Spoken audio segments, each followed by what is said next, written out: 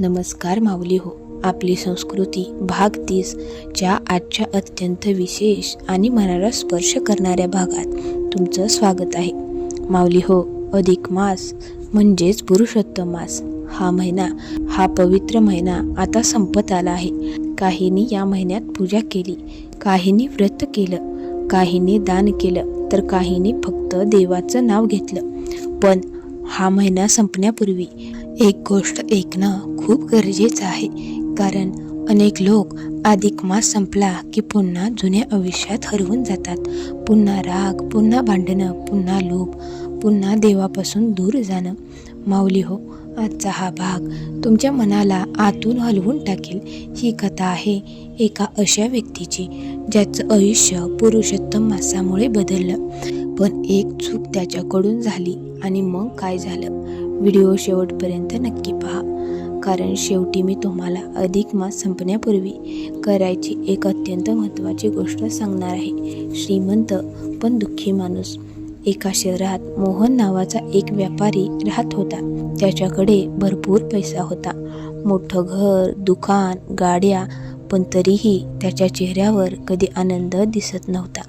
घरात सतत भांडणं, मुलं त्याच्याशी बोलत नव्हती, पत्नी दुःखी होती. रात्री त्याला झोप लागत नव्हती.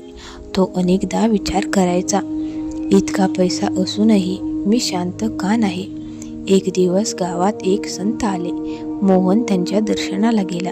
संतांनी त्याच्याकडे पाहिलं आणि विचारलं, बाळा, तुझ्याकडे सगळं आहे पण मन रिकामं आहे, बरोबर ना? मोहन आश्चर्यचकित झाला. त्याने होकार दिला. तेव्हा संत म्हणाले, पुरुषोत्तम मास सुरू होत आहे. या महिन्यात जर तू अहंकार सोडून भक्ती केलीस तर तुझं जीवन बदलू शकतं. मोहन म्हणाला, महाराज, मी काय करू?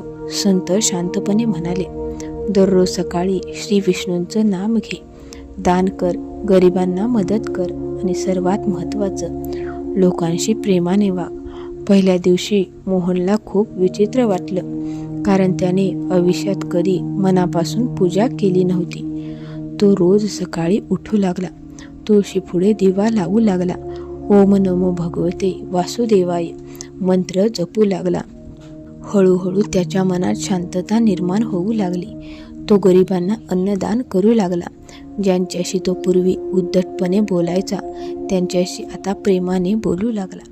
एक दिवस मोहनची मुलगी त्याच्या जवळ आली आणि म्हणाली, बाबा, तुम्ही आता खूप बदललात.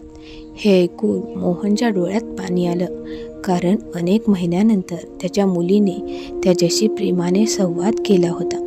पत्नीही आनंदी राहू लागली. घरात हसू परत आलं. मोहनला जाणवलं की खरी शांती पैशात नाही तर भक्तीत आहे. एक दिवस मंदिराबाहेर मोहनला एक वृद्ध भिकारी दिसला. तो खूप अशक्त होता. लोक त्याच्याकडे दुर्लक्ष करत होते. मोहनने त्याला अन्न दिलं, पाणी दिलं आणि विचारलं, बाबा, तुमचं कोणी नाही का? वृद्धाच्या डोळ्यात अश्रू आले. तो म्हणाला, सगळे आहेत बाबा, पण आजच्या जगात वृद्ध आई वडील ओझं वाटतात. हे ऐकून मोहनचं मन हेलावलं. दिवस जात होता. पुरुषोत्तम मास संपायला फक्त 2 दिवस उरले होते. मोहन आता खूप शांत झाला होता. पण त्याच्या मनात एक विचार आला, हा महिना संपला की पुन्हा कामाच्या धावपळीत भक्ती कशी करणार? त्या रात्री त्याला एक विचित्र स्वप्न पडलं. मोहनने पाहिलं एक तेजस्वी प्रकाश आणि त्या प्रकाशातून भगवान श्री विष्णू प्रकट झाले. मोहन थरथरू लागला. श्री विष्णू म्हणाले, मोहन, तू या महिन्यात भक्ती केलीस, दान केलंस, लोकांना मदत केलीस. पण लक्षात ठेव, फक्त एका महिन्याची भक्ती पुरेशी नसते. जर अधिक मास संपल्यानंतर तू पुन्हा जुनाच बनलास तर या महिन्याचं पुण्य हळूहळू कमी होईल. मोहनच्या डोळ्यात अश्रू आले. तो म्हणाला, प्रभू, मग मला काय करावं लागेल? श्री विष्णू शांतपणे म्हणाले, भक्तीला सवय बनव. फक्त अधिक मासात नाही तर आयुष्यभर चांगुलपणा जप. सकाळी उठल्यावर मोहन खूप भावुक झाला होता. त्याने ठरवलं, आता भक्ती फक्त एका महिन्यासाठी नाही.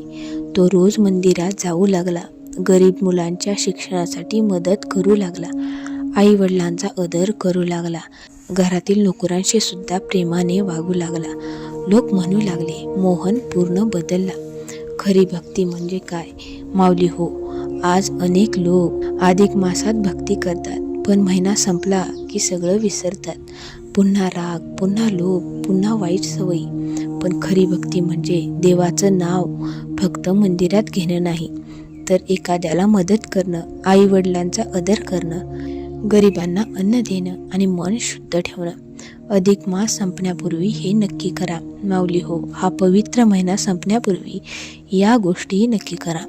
श्री विष्णूंचं नामस्मरण करा, गरिबांना अन्नदान करा, आई वडिलांचे आशीर्वाद घ्या, तुळशी पुढे दिवा लावा.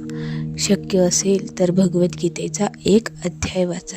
कोणाचं मन दुखावलं असेल तर माफी मागा आणि देवाला मनापासून धन्यवाद द्या, कारण कृतज्ञता हीच खरी भक्ती आहे. भावनिक सत्य. माऊली हो, एक दिवस पैसा संपतो, सौंदर्य निघून जातं, शरीर वृद्ध होतं, पण तुमचं चांगुलपण, तुमची भक्ती आणि तुमच्यामुळे एखाद्याच्या चेहऱ्यावर आलेलं हसू हे कायम राहतं.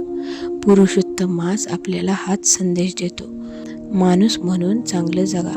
माऊली हो, जर हा भाग तुमच्या मनाला स्पर्श करून गेला असेल तर एक वचन स्वतःला द्या, फक्त अधिक मासात नाही तर आयुष्यभर चांगले कर्म करणार. कमेंटमध्ये जय श्रीहरी नक्की लिहा आणि व्हिडिओ आवडला असेल तर लाईक, शेअर आणि सबस्क्राईब करायला विसरू नका. पुन्हा भेटू आपली संस्कृतीच्या आणखी एका भक्तिमय आणि प्रेरणादायी भागात. तोपर्यंत जय श्रीहरी.